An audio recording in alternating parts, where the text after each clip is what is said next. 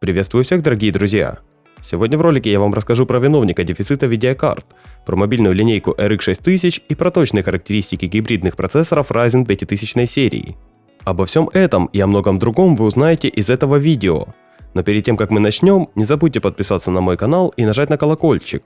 А я хочу начать с новых корпусов, которые получились весьма стильными. На днях компания Thermaltake анонсировала компьютерный корпус AH-T200 Pink, призванный стать основой настольной игровой станции с необычным внешним видом. Такая новинка допускает установку материнских плат типа размера Mini ITX и Micro ATX. В боковых частях располагаются панели из закаленного стекла, а внешний вид очень схож с кабиной космического корабля. А компания Deepcool анонсировала недорогой корпус Matrix 40, который предусматривает установку материнских плат формата Micro ATX. Из достоинств такого корпуса можно отметить сетчатую переднюю панель и наличие в комплекте одного кулера на выдув, что при цене $40 очень даже неплохо. Из красного же лагеря прилетела очень большая партия новостей. Оказалось, что в планах AMD стоит не только выпуск дискретных видеокарт, но и мобильных. По свежей информации, в ноутбуках можно будет встретить графические адаптеры на базе Navi 22, 23 и 24. Самый младший графический процессор Navi 24 будет предназначен для начального уровня графики и получит потребление от 25 до 50 Вт в зависимости от конфигурации. Видеоядро Navi 23 послужит основой для видеокарты с потреблением 65, 80 и 90 Вт. Кстати, в настольном сегменте оно будет использоваться в RX 6600 и RX 6500. А графический кристалл Navi 22, судя по всему, будет флагманом для ноутбуков и получит потребление до 146 Вт и название RX 6700M. Конечно, странно, почему AMD решила не делать ноутбуки с флагманской RX 6800, но возможно в будущем появятся и такие решения. Тем временем веб-ресурс Twigtown решил протестировать практически мертвую технологию Crossfire на видеокартах RX 6800 XT. Для эксперимента они использовали эталонную версию видеокарты и модель в исполнении XFX. Тестирование проводилось в 3 разрешениях и в 4 играх, которые поддерживают больше одной видеокарты.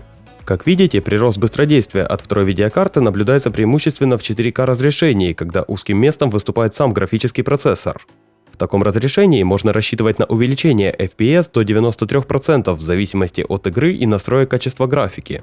А вот наименьший прирост замечен в разрешении Full HD, хотя для комфортной частоты кадров здесь хватает и одной RX 6800 XT. Но уже сегодня эта видеокарта перестанет быть флагманом красных и на рынке появится RX 6900 XT. Но, к сожалению, чудо не случилось, и ее также постигнет участь остальных видеокарт. Крупнейший швейцарский ритейлер Digitec уже предоставил точную информацию о поставках флагмана, и в ближайшее время он ожидает отгрузку 35 экземпляров RX 6900 XT. Видеокарт будет настолько мало, что руководство магазина решило устроить лотерею, разыграв среди желающих возможность приобрести новинку. В течение недели будут выбраны счастливчики, которым предложат выложить полную стоимость флагманской видеокарты. А перед релизом карты компания Asus незаметно добавила в список своих предложений самую быструю видеокарту семейства RDNA 2.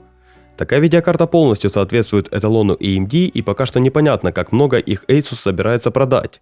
Скорее всего, партнеры будут делать ставку на свои собственные модификации, а эталонные исполнения, судя по всему, делаются просто для галочки. И из мира ноутбуков прилетела еще одна интересная новость. В сети уже рассекретили полную линейку процессоров Ryzen 5000H, которые предназначены для мощных игровых ноутбуков. Флагманы такой линейки оперируют 8 ядрами с поддержкой SMT и могут буститься до 4,6 ГГц в случае с 5900HX. Потребление же составит скромные 45 Вт для 2 младших решений и всего 35 Вт для модели 5900HS. Обычные же мобильные процессоры рассекретили уже давно, и я вам про них рассказывал.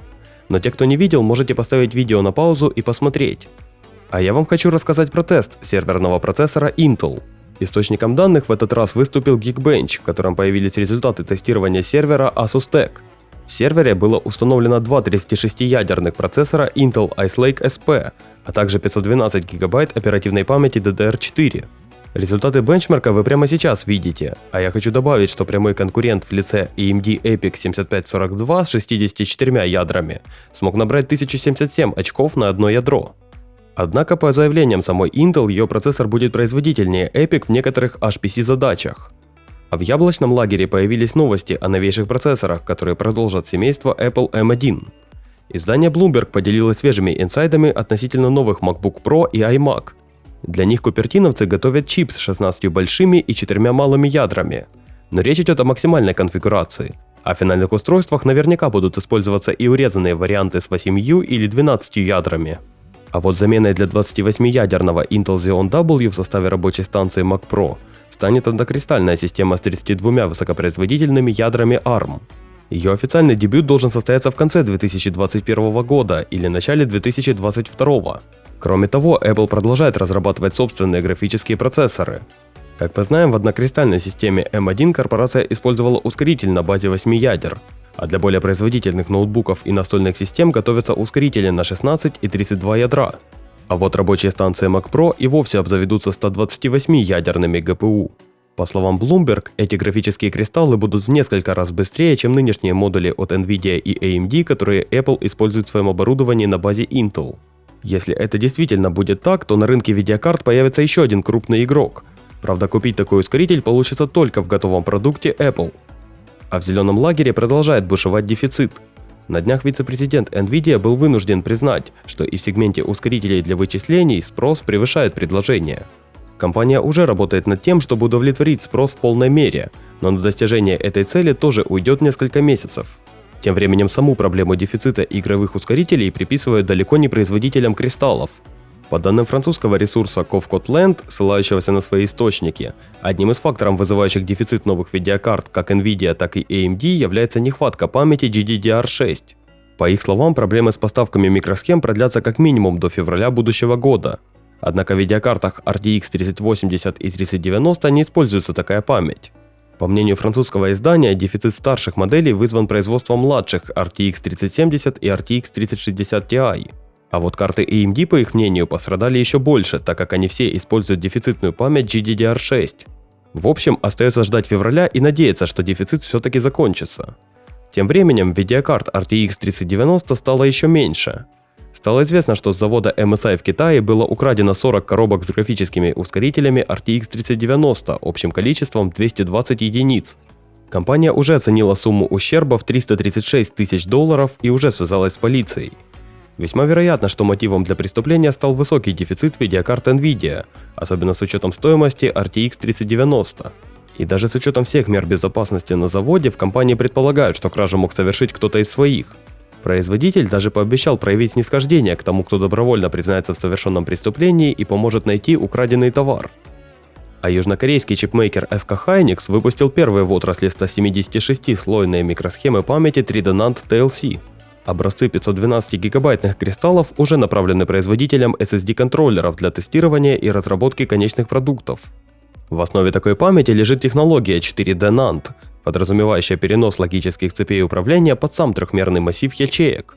Благодаря такому переходу SK Hynix удалось повысить эффективность производства на 35%, а также увеличить скорость передачи информации до 1,6 гигабит в секунду.